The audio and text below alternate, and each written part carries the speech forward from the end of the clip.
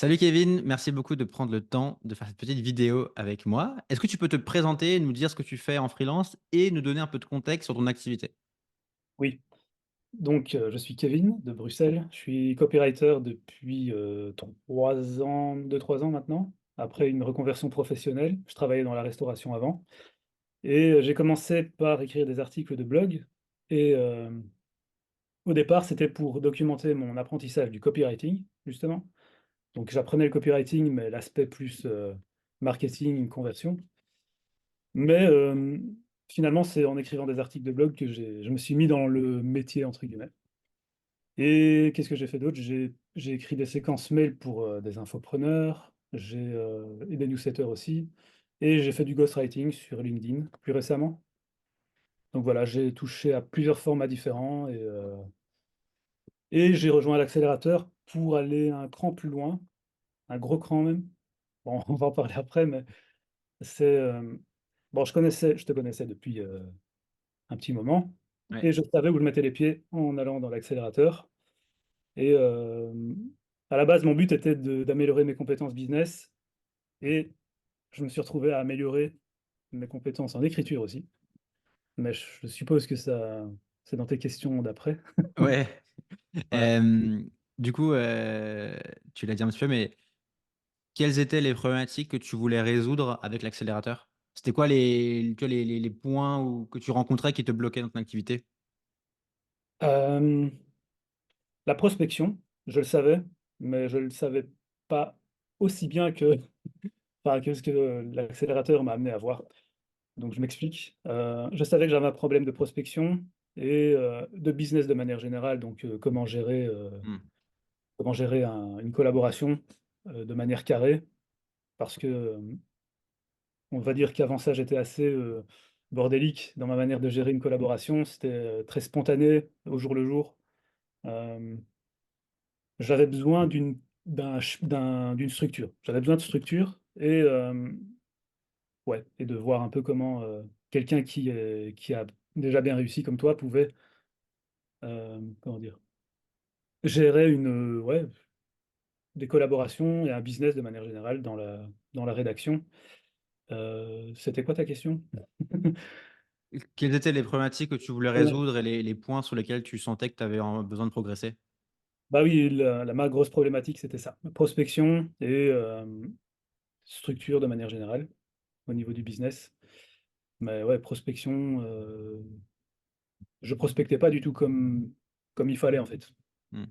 Et le comble, c'est que en copywriting, on apprend justement à viser, what's in it for me, donc ce qui est bon pour le prospect, hem, ce qu'on peut amener comme bénéfice au prospect. Et en prospection, on n'y pense pas, mais c'est la même chose. Hmm. Voilà, donc j'ai vu la prospection, redécouvert la prospection. C'était ma principale douleur en arrivant là et comme je disais avant, je venais avec des lacunes business et ça m'a ouvert les yeux aussi sur des lacunes, en écriture. Bien que j'avais déjà fait partie de ton bootcamp l'année Ouais. dernière, un bootcamp plus court, Sur les articles. Ouais. ouais, sur le sujet des articles et donc là déjà j'avais appris pas mal, mais là on est allé encore plus loin avec tous les formats différents. Donc Ouais. oui, je suis arrivé en croyant que je savais écrire, c'est ce que je dis chaque fois et finalement, ouais, j'ai appris beaucoup plus que ce que je pensais. Ouais, tu réponds pas à mes questions, mais du coup, c'est intéressant. Et sur la partie écriture, du coup, c'est quoi tu sais, moi, j'ai une approche je suis pas dogmatique sur un format. Moi, je considère au contraire que c'est bien d'avoir une palette large et de pouvoir dire à ton prospect, ah, tu as besoin j'identifie que tu as ce problème-là, je peux t'apporter cette solution. Mmh mh. Euh, est-ce que qu'est-ce que tu penses de cette approche? Bah, ce que j'ai remarqué de manière générale, c'est que, hem, ton approche de l'écriture ne se fixe pas sur un format Ouais, et ce qu'on apprend pour les articles peuvent marcher, bon, on adapte toujours un peu, mais les principes fondamentaux sont les mêmes pour n'importe quel format. Ce qui fait que, hem, même avec ce qu'on apprend juste pour les articles, on a des bonnes bases pour, en fait, c'est des bases, un peu de comment dire? Bah, il y a des bases marketing, mais les bases en écriture sont les mêmes pour chaque format. C'est Mmh, juste une question d'aspect et de visuel finalement le résultat final. Mais les problèmes marketing sont les mêmes. On cherche toujours les douleurs, enfin voilà, tout ce qu'il faut pour une recherche marketing. Ce sera la même chose, peu importe le format et ce qu'on aborde en écriture, c'est pareil. Les bases sont les mêmes et que quelques variations par rapport au format. ouais, Ou, je rejoins complètement ton approche non dogmatique et en fait, je trouve que cette approche, c'est, apprendre à pêcher plutôt que ouais. de recevoir le poisson Mmh, et j'ai toujours aimé ce genre d'approche, que ce soit en écriture ou dans n'importe quelle autre, compétence à apprendre. C'est que,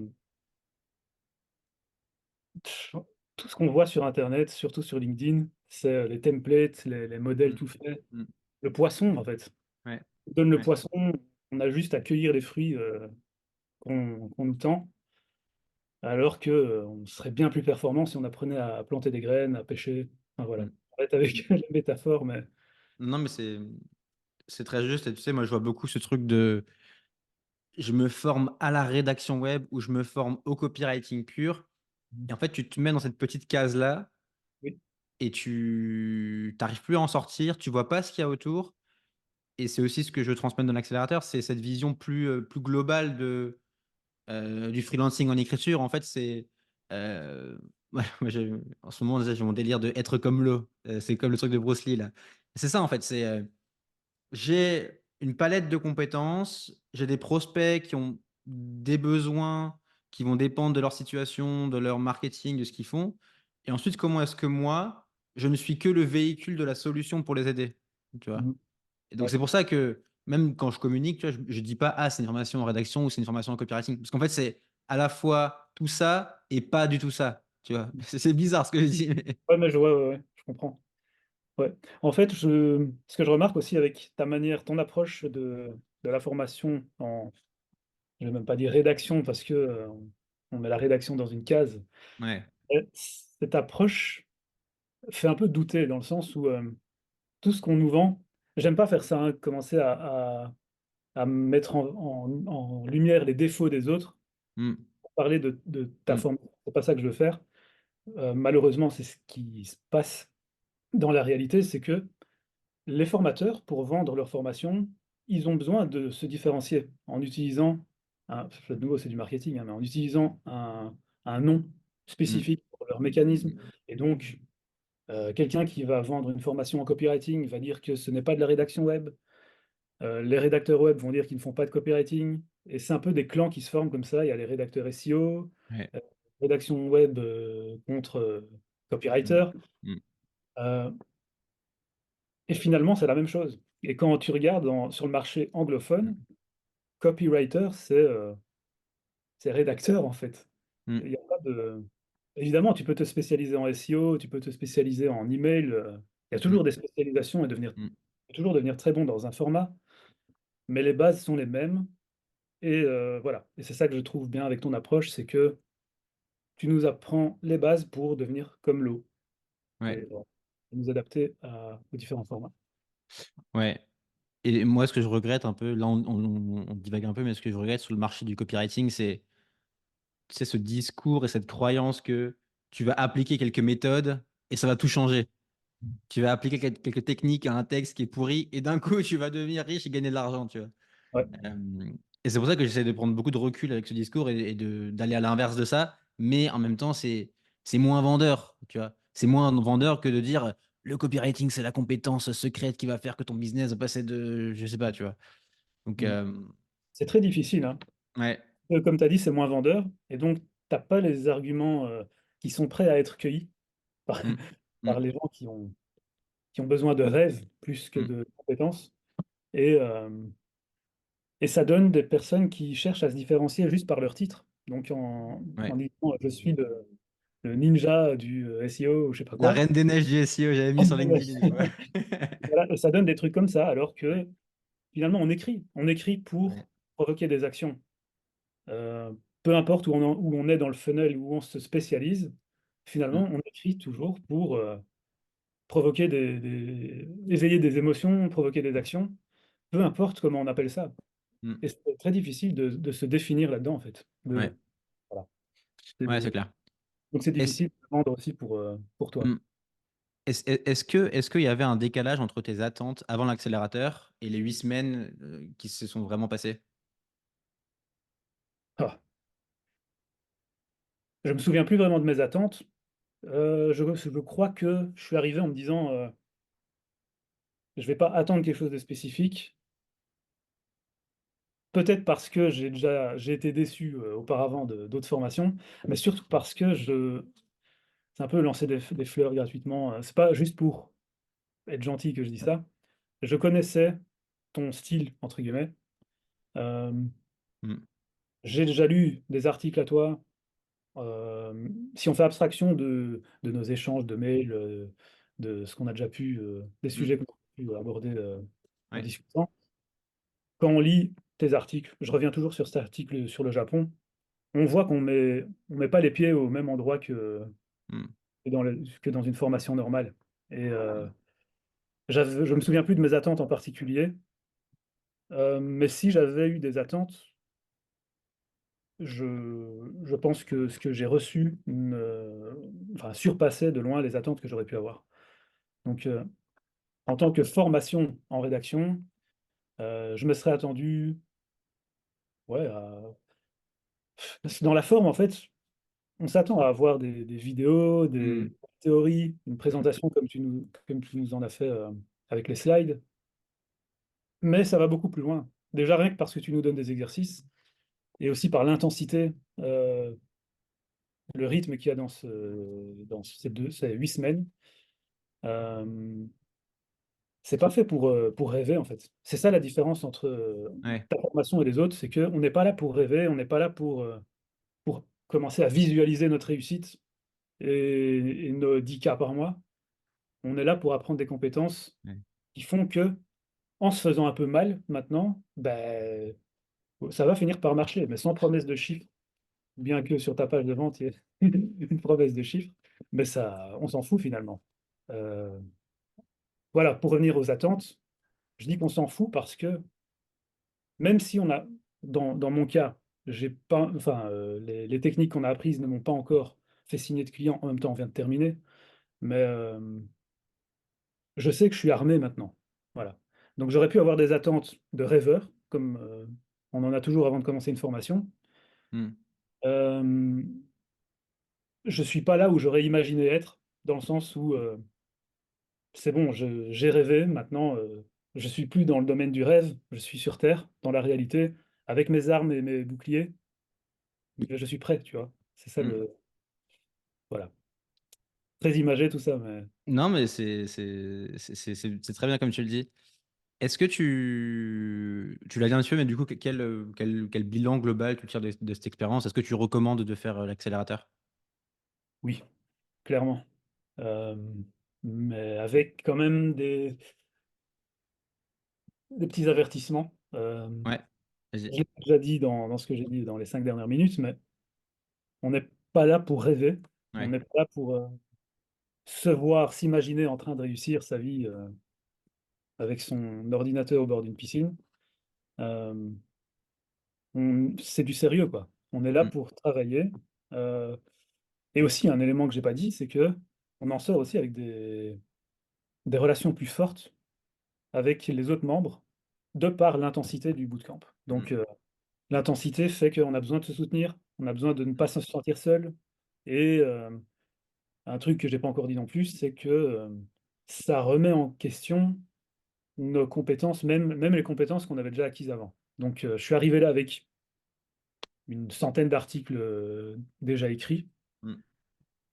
et pourtant, je suis l'article que j'ai écrit dans le cadre Mmh. du bootcamp, je considère que c'est peut-être pas le sujet qui m'a le plus intéressé de tous les articles que j'ai déjà pu écrire, mais c'est l'article le mieux écrit de tous les articles que j'ai déjà pu écrire. Parce que je j'ai appris des choses, enfin donc on comment dire? On n'est pas là pour rêver, on est là pour, travailler sur des sujets sérieux et qui vont nous armer pour la suite, je recommanderais à 200 ce bootcamp, cette formation. J'ai du mal à appeler ça une formation. C'est Ouais. ouais, c'est bizarre, je sais pas pourquoi je dis ça, mais c'est un accompagnement et en même temps un vrai camp d'entraînement. Je le recommanderais à fond à toute personne qui ça c'est ce que j'avais mis dans la phrase, qui est ta mise en post-it, à toute Ouais. personne qui prend au sérieux Ouais. son activité de freelance en écriture Mmh. et qui n'est pas là pour vendre du rêve ou pour recevoir du rêve. Mmh. On n'est plus dans ce jeu-là, on est dans ça peut être un bon argument comme on est dans le témoignage en plus. On est oh je sais plus ce que j'allais dire. Hem, Zut, pas grave, ça me reviendra. Tu disais, on n'est plus là pour vendre du rêve, on n'est plus là pour, ouais, on est là pour être dans le concret, quoi.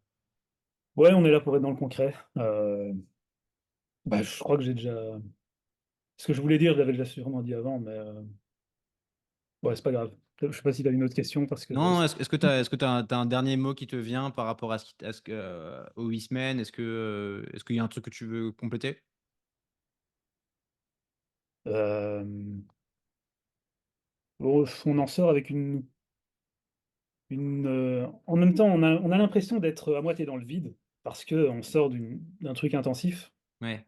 avec plein de choses à faire et donc là, on se sent un peu, livrés à nous-mêmes dans la jungle, mais en même temps, hem, comme tu dis souvent, ce serait déraisonnable que Mmh. ça ne marche pas si on applique tout ce Ouais. qu'on a Mmh. et voilà. On se sent un peu, comme des bébés, je trouve, en sortant de là, dans le sens où, on était en gestation pendant 2 mois. Faut que j'arrête avec les images et là, on renaît, en fait. Ça fait C'est très, fort. Mmh. grand mot, Non, tu c'est vois? fort comme mot. Mmh. On arrive avec nos compétences parce que pour la plupart aussi, ce que j'ai beaucoup apprécié dans ce bootcamp, c'est que, pour la plupart, on a tous un peu d'expérience. Ouais. Il y avait chacun avait son degré d'avancement, mais on arrive avec notre expérience et on en sort comme des bébés, mais avec comme je l'ai déjà dit, avec les armes qu'il faut, le bouclier qu'il faut et ce serait déraisonnable que ça ne marche pas Mmh. si on ne continue pas à suivre le plan. C'est Marie qui dit tout le temps: «Gardez le plan en tête, suivre le plan». Mmh. Mais c'est la vérité, en fait. Mmh. Ce serait impossible que ça ne marche pas Ouais. dans 2 3 mois, hein. Ouais. Je pense vraiment que c'est impossible que ça ne marche pas si Ouais. on suit pas le plan, si on suit le plan. Voilà, J'avais un truc sur lequel je voulais rebondir, mais du coup, j'ai oublié. Hem, parler de gestation. oui, de gestation. Oui, oui. D'ailleurs, c'est pour ça que, tu vois, je pense que l'un des trucs qu'on pourrait dire aussi, c'est que l'accélérateur, si tu pour en profiter, il faut déjà avoir fait un petit peu de chemin avant? Pas Tu penses spécialement. pas? OK. Je pense que oui, oui, mais pas spécialement, à condition d'être prêt à cravacher, quoi. Mmh. C'est vrai C'est que pas pour autant l'exemple de Théo qui partait un peu de zéro et qui a bien bossé, ouais, enfin, c'était un bon exemple Théo, je trouve. Théo, De c'est un bon exemple, ouais, qui a bossé comme un acharné. Je pense qu'on peut arriver de zéro à condition de savoir où on met les pieds et mmh, qu'il va falloir bosser et que ça va pas être facile, mmh, mais je pense que le retour sur investissement, c'est bizarre de dire ça en n'ayant pas encore financièrement de mmh, réel mmh, retour sur investissement, mais je suis convaincu que, le retour sur investissement peut être énorme si on applique sérieusement le plan et peu importe si on commence de zéro ou pas. On a bien vu ici, il y avait, Théo, il y avait Flora aussi qui ouais, démarrait un peu de zéro. ouais, Et puis tu avais Christine qui a 20 ans d'expérience et mmh, on est tous dans le même panier, mmh, on est tous dans la même «classe» entre guillemets et on repart du même niveau avec les mêmes armes, et le plan que tu nous donnes, c'est un plan qui peut être accessible à quelqu'un qui a 20 ans d'expérience comme à quelqu'un qui démarre de zéro. ouais. Donc oui, c'est accessible à tout le monde, à condition de savoir où on met les pieds, de savoir qu'il va falloir bosser dur et sérieusement, enfin juste prendre son activité au sérieux, quoi. Ouais, C'est ouais, ouais, c'est important. C'est la base, mais c'est important. mmh. Merci beaucoup Kevin pour, tes mots. Ça fait, très plaisir. Hâte de voir la suite pour toi. Avec plaisir.